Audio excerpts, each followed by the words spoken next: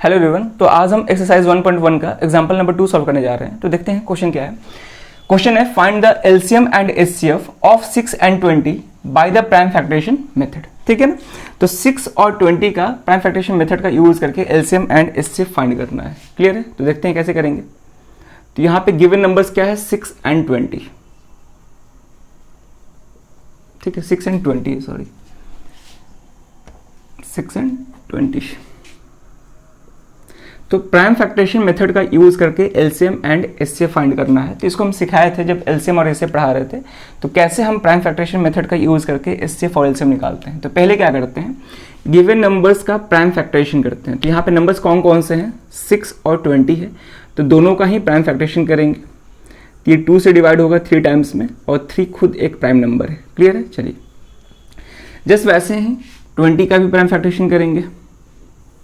तो सबसे छोटा प्राइम नंबर जो इसको डिवाइड करेगा वो 2 है, यानी कि प्राइम नंबर से ही डिवाइड करते हैं बेसिकली।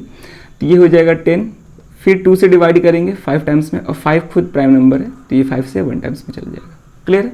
चलिए अब इन नंबर्स को प्राइम फैक्टर्स के प्रोडक्ट के फॉर्म में लिखेंगे। तो 6 को कैसे ले सकते हैं, 6 को ले सकते हैं 2 into 3। 20 को कैसे ले सकते हैं प्राइम फैक्टर्स के प्रोडक्ट के फॉर्म में, 2 into 2 into 5, 2 into 2 into 5। तो यहाँ पे 2 जो है 2 बार आ रहा है। तो यहाँ पे हम जब कोई भी प्राइम फैक्टर्स रिपीट करते हैं तो उसको हम एक्सपोनेंट के फॉर्म में लिख देते हैं। ठीक है ना। तो जब इसको एक्सपोनेंट के फॉर्म में लिखेंगे तो ये 2 की पावर 2 हो जाएगा into 5 हो जाएगा। क्लियर है। इस बात को याद रखेंगे। और इसी प्राइम फैक्टराइजेशन को हम फंडामेंटल थ्योरम ऑफ अरिथमेटिक भी बोलते हैं। ठीक है ना, वहाँ पर देख सकते हैं आप लोग।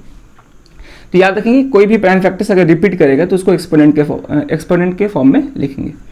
अब हमको एचसीएफ और एलसीएम फाइंड करना है। कैसे करेंगे, प्राइम फैक्टराइजेशन तो कर दिए, अब एचसीएफ और एलसीएम फाइंड करना है। तो अगर हमको एचसीएफ फाइंड करना है, जैसे कि एचसीएफ ऑफ 6 and 20 फाइंड करना है, तो एचसीएफ पढ़े हैं कि एचसीएफ क्या होता है। तो जो एचसीएफ ऑफ गिवन नंबर्स होते हैं वो होता है product of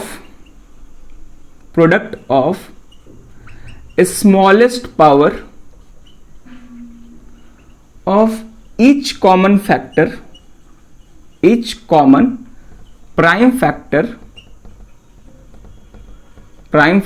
in the numbers।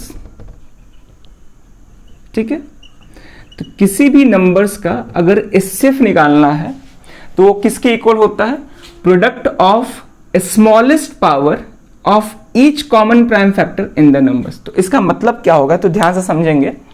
तो यहां पे क्या करना होता है कि हमको कॉमन प्राइम फैक्टर्स देखने होते हैं। तो दोनों नंबर्स में कौन से प्राइम फैक्टर कॉमन है। तो यहां पे दिख रहा है कि 2 ही एक ऐसा प्राइम फैक्टर है जो कि दोनों में कॉमन है। इसके अलावा कोई दूसरा प्राइम फैक्टर दोनों नंबर्स में कॉमन नहीं है। जैसे यहां पे 3 है लेकिन इसके प्राइम फैक्टराइजेशन में 3 नहीं है। जस्ट वैसे ही इसके प्राइम फैक्टराइजेशन में 5 है लेकिन इसके प्राइम फैक्टराइजेशन में 5 नहीं है। तो केवल 2 ही एज हमको कॉमन प्राइम फैक्टर दिख रहा है। तो पहले हमको कॉमन प्राइम फैक्टर देखना होता है। तो कॉमन प्राइम फैक्टर केवल यहाँ पे 2 है, इसके अलावा कोई दूसरा प्राइम फैक्टर कॉमन नहीं है। अब क्या करना होता है कि कॉमन प्राइम फैक्टर के स्मॉलेस्ट पावर देखना होता है। तो दोनों में चेक करेंगे कि स्मॉलेस्ट पावर कौन सा है। तो यहाँ पे पावर 1 है, यहाँ पे 2 है। तो स्मॉलेस्ट पावर क्या होगा, 1 होगा। तो यहाँ पे 1 हो जाएगा, और 2 की पावर 1 क्या हो जाएगा, ये 2। यानी कि हम बोल सकते हैं एचसीएफ ऑफ 6 and 20 कितना आ रहा है, 2 आ रहा है। यानी कि 2 से बड़ा कोई भी दूसरा प्राइम फैक्टर नहीं हो सकता, मतलब 2 से बड़ा कोई भी फैक्टर नहीं हो सकता है, कॉमन फैक्टर नहीं हो सकता है जो दोनों को डिवाइड करे। एचसीएफ का मतलब ये होता है ना। चलिए तो ये था एचसीएफ। अब हमको एलसीएम फाइंड करना है। LCM of 6 and 20। तो एलसीएम ऑफ गिवन नंबर्स किसके इक्वल होते हैं, तो एलसीएम जो होता है वो होता है प्रोडक्ट ऑफ ग्रेटेस्ट या हाईएस्ट भी बोल सकते हैं। ठीक है। Product of greatest power of each prime factor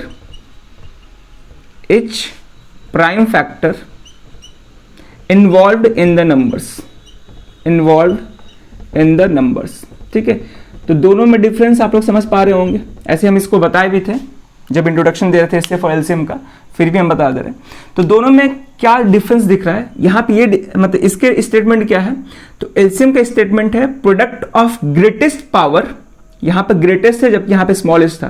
product of greatest power of each prime factor involved in the numbers. तो यहाँ पे जो मेन डिफरेंस है, मेन डिफरेंस यहाँ पे ये है कि HCF में हम लोग कॉमन प्राइम फैक्टर देखते हैं और LCM निकालते वक्त सारे के सारे प्राइम फैक्टर लेते हैं। यहाँ पे हमको कॉमन से मतलब नहीं है, कहीं भी कॉमन वर्ड यहाँ पे नहीं दिख रहा होगा। यानी कि जब हम LCM फाइंड करते हैं गिवन नंबर्स का, तो वहाँ पे हम कॉमन प्राइम फैक्टर्स नहीं देखते हैं, वहाँ पे हम सारे प्राइम फैक्टर्स को लेते हैं जो कि अलग अलग हैं। ठीक है, जैसे फॉर एग्जाम्पल यहाँ पे क्या है कि LCM में हम कॉमन अब नहीं देखते हैं, कॉमन प्राइम फैक्टर से हमको मतलब नहीं है, हमको सारे के सारे प्राइम फैक्टर्स चाहिए।